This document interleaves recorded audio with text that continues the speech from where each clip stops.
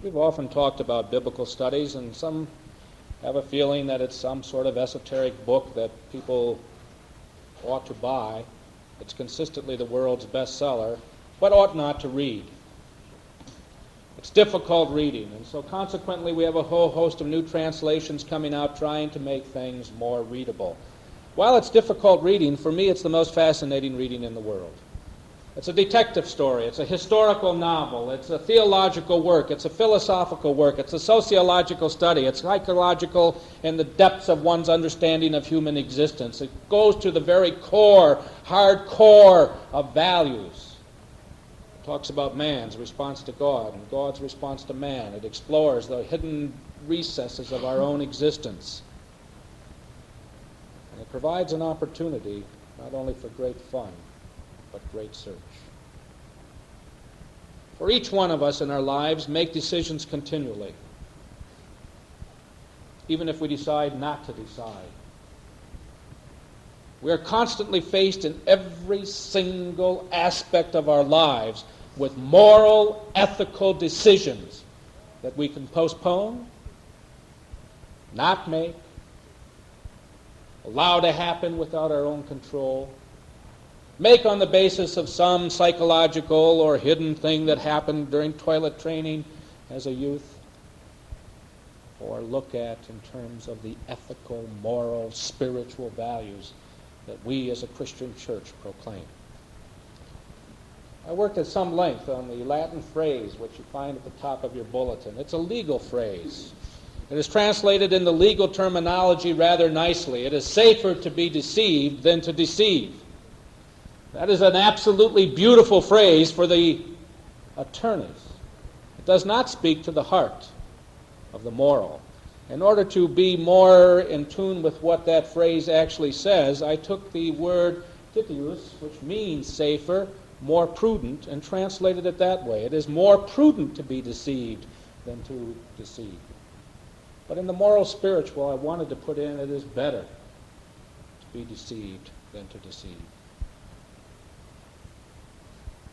That phrase, which I chose for the opening on the Sermon on the Mount, translated in that way, is exactly the impact of the sermon itself. The world would not fully understand that other than in legal terms when it came to task. Most people would like to be the deceivers rather than the deceivees. Most people see that the real wisdom and cleverness is being able to manipulate others to do what you want them to do. It is more painful to be deceived than to deceive. Usually those who are the deceivers have not got the moral strength in their inner core and the inner fiber that makes what they're doing to them hideous or odious.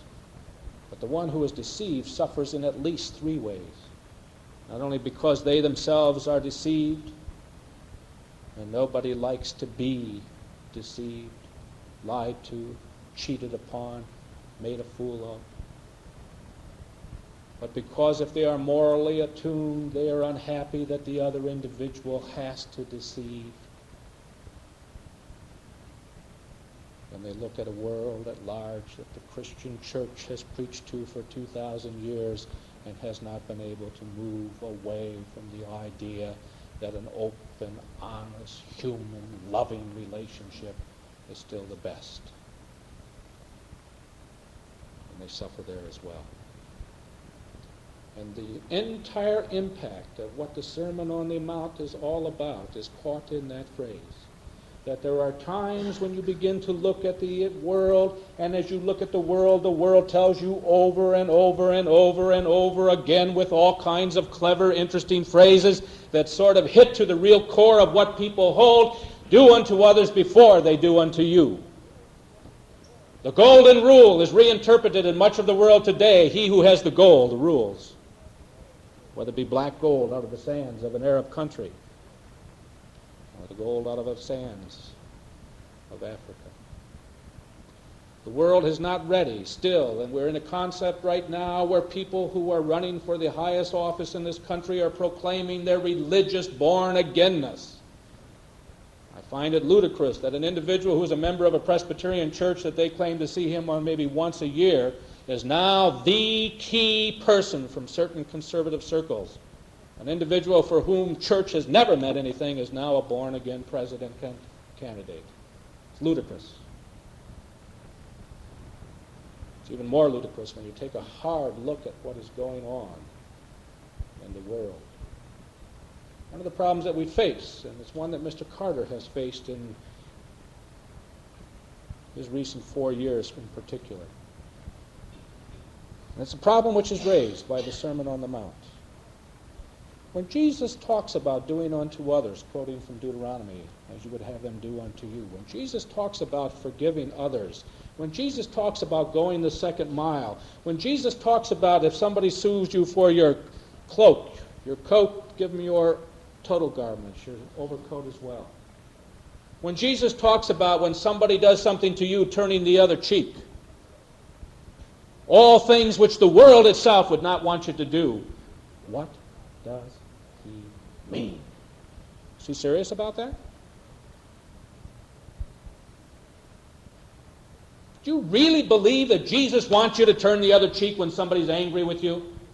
Do you really believe that Jesus wants you when you're being sued to give a little bit more than's been asked? Do you really believe that Jesus intended that if you were to walk with somebody in terms of their need and they were through, you walked an extra mile with them just to make sure? Do you think the impact of the gospel that he's talking about is to be taken seriously like that? And is it to be taken seriously by individuals like you and I? Or is it to be taken seriously by social groups? And certainly if one is the president of the largest, most powerful, not largest, but most powerful country in the world today, do you say to your enemies, strike us and we will turn the other cheek? Sue us and we will go even farther in terms of giving to you. Can you take what is seen by many as a very personal, private ethic and make it social? The questions are not new, of course, and they're the kinds of things that we have struggled with in this pulpit for 10 years and you've struggled with in your life, all of your life. You can sit here on a Sunday morning, week after week, and say, that's true, that's the way we ought to live, and then you go out into the business. And you're faced with some decisions that are very deeply moral, ethical decisions, and not only about how you're going to run your business, but how the business is going to be run by those about you. And you're caught with all of the kinds of difficult decisions that we are constantly faced with. Do you pay kickbacks? Because if you do, you get the business and it's standard in the farm and the field. A question which has come up in terms of a number of international powers and the aircraft industry.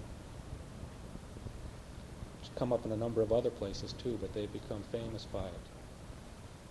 Do you buy friendship? Or is it just good business practice? Are there ethical questions to be seen at that point? I don't know. As we begin the Sermon on the Mount, we're going to be asking some of those questions. For those of you who see Mary afterwards, you will receive this comment along with the rest of the historical background to the sermon. The intrinsic quality and force of the sayings of Jesus point us to many considerations, but what especially concerns us here is his moral teaching. The Sermon on the Mount has generally been accounted the most searching and powerful utterance we possess on what concerns the moral life. It awakens men to an immense seriousness and responsibility and quickens the conscience to unsuspected ranges of obligation. It discovers man's moral nature. It plants a seed of permanent dissatisfaction in the soul, even in the case of the individual who professes not to understand or acknowledge the obligations indicated. It is like a ray of light playing in the recesses of a cave. Our most hidden motives and equivocations are brought into the light.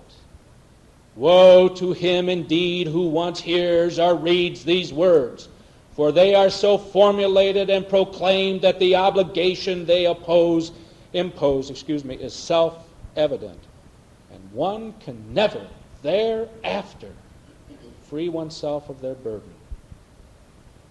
In this sense, the sermon creates conscience where it did not before exist.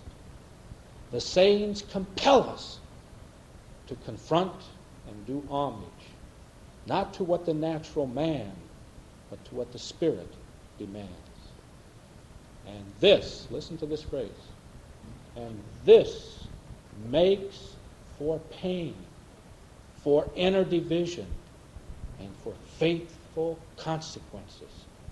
For Jesus strikes at the root of worldliness and disputes with the great tyrannies over the soul, the lust of the flesh, the lust of the eyes, and the pride of life. Though the import and the authority of the sermon have been variously misunderstood and sometimes furiously repudiated, no one can possibly estimate the total impact upon the life of the world when we think of the compounding of its influence upon countless individuals throughout Christian history. Strong words. Bore out. A few months ago, when I was thinking of doing this series, I ordered a book called The Sermon on the Mount, A History of Interpretation and Bibliography. These are major books on the sermon.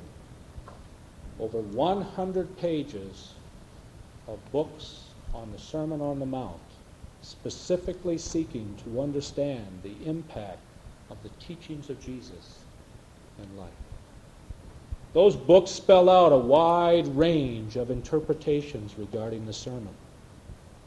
Is it to be taken as literally true, and therefore, as some of our friends who have followed it in that sense, they will not go to court. They will not permit legal authorities to have power over them. All decisions are made by the Christian body itself. An idea not so foreign to Congregationalism, for as I reported to you at Galesburg in Illinois, the church which was founded there, the First Congregational Church of Galesburg, originally was a church which was made up of Presbyterians and Congregationalists. And because there was no court in that city, all matters of legal concern were brought to the church for decision.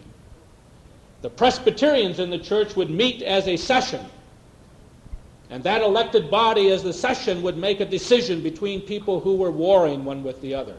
The Congregationalists did what? You know. They called a meeting of the congregation. And the two people put before the congregation itself their concerns. And the decision was made by vote of the congregation. Not by legal authorities, not by state authorities, because Jesus seems to indicate that the truth is to be found in the religious dimension itself. Or is this some kind of an ethic which is to be taken place somewhere at the end time? A whole series of interpretations have moved in this way. It's called the eschatological. Anybody know what that word means? Eschatological? It's a good Greek word. Yes, you should. You should know. It's a good Greek word. You should know it. Another Greek over here. What is eschatos? The end, right? The study of end things. It's my pronunciation. These Greeks don't understand the way they understand Greek. They just don't understand a Goyish interpretation of it. The study of end things. In the end, when God is really reigning and the kingdom of God has come, then you will be able to live the ethic that Jesus taught. But right now, it's not worth anything. There are scholars who argue that. One scholar by the name of Dodd has argued that what he has called realized eschatology, that the kingdom of God has come, and you better start living it now. There are others who say, well, you have to interpret all of this. It has to be put into the context of modern times. Jesus meant this, and in his time it was okay, but we have a different system of government now. We have a different system of ethics now. We have a different system all over. You interpret all these things and try to see what it's all about. There are others who say, as Martin Luther did, for those of you who are Lutherans in background. Martin Luther argued a doctrine of two kingdoms. There was the kingdom of earth and the kingdom of God, of heaven. In heaven, this is the way you live, not on earth. Therefore, while the teachings might be interesting reading and they're part of the gospel message and should be studied, they have no relevance to the way you live now. It's only when the ultimate kingdom of God, heaven, comes that you can really live these things, which says an awful lot about the development and background theological impact that the church has had in Germany and elsewhere. If you do not argue that the ethical teachings of Jesus are valid, then you are free to move in any one of 100 different directions, always with the safety clip. I can get out of it by saying the kingdom of God is not yet here.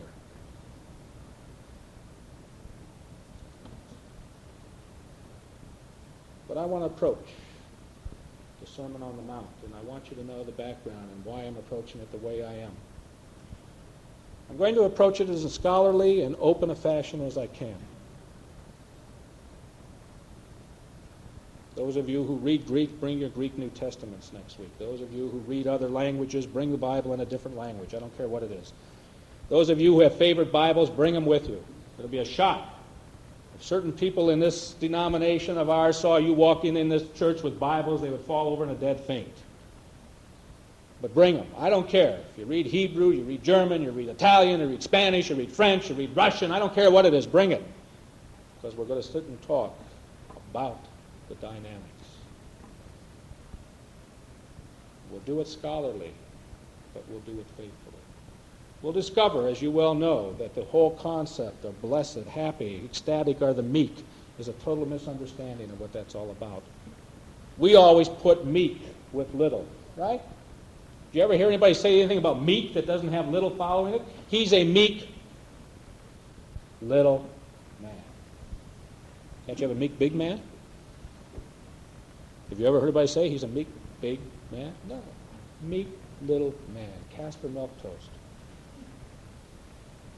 You know what the real impact there of the verb and the noun is? The French habit. Debonair. It's a little different, isn't it? I don't particularly want to be known as meek in the way we use the word, but I'm not so sure that it isn't nice to be known as debonair.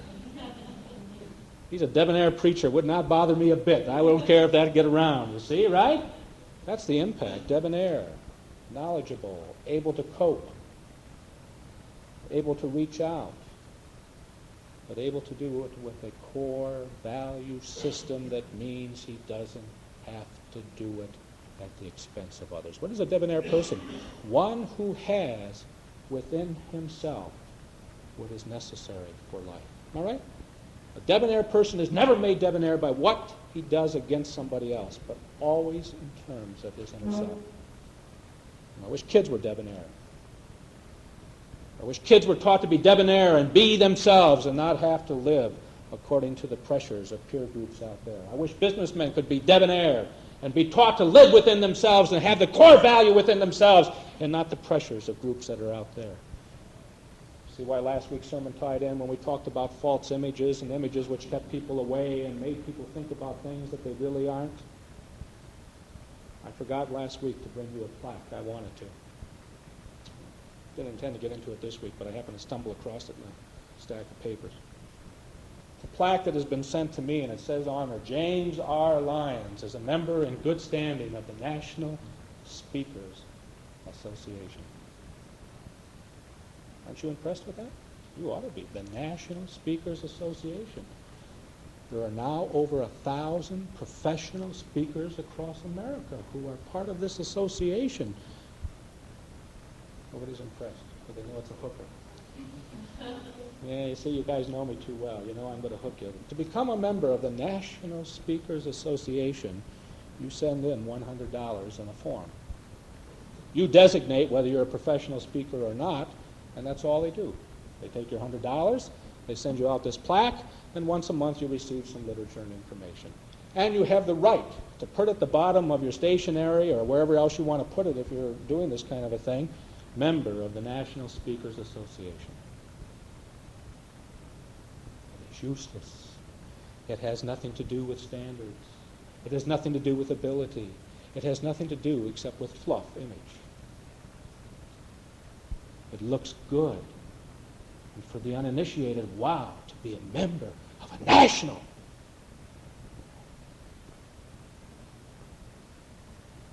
What Jesus cuts to the core of is that is not the important thing of life. The important thing is after you slash through that, how do you live? the impact that we're going to see as we read together and study, and you reflect and shout out your own feelings and ideas about the Sermon on the Mount and what bothers you about it and what you like about it. And as we really do a dialogue and sermon as we go into the depths of this, and as you read it, it becomes such a part of your whole existence that you cannot help but think about it in the course of the week. You will have days, and I'm going to warn you right now, and if I scare you off, so be it. Come back after Christmas. You will have days when you will be making decisions and you will be burned into the depths of your mind. Is this the decision I ought to make? How do I apply what we talked about on Sunday? It'll be painful as they promised. It'll make you angry. It'll make you wish you hadn't been here. But it'll make you aware. Where? The depths. Warren S. Kissinger. Saw a great quote on Kissinger the other day in Time magazine. Did you see that? Kissinger says, people are amazed that I like the opera because they can't believe I'd like anything where I couldn't talk for more than 3 hours. This is a different Kissinger.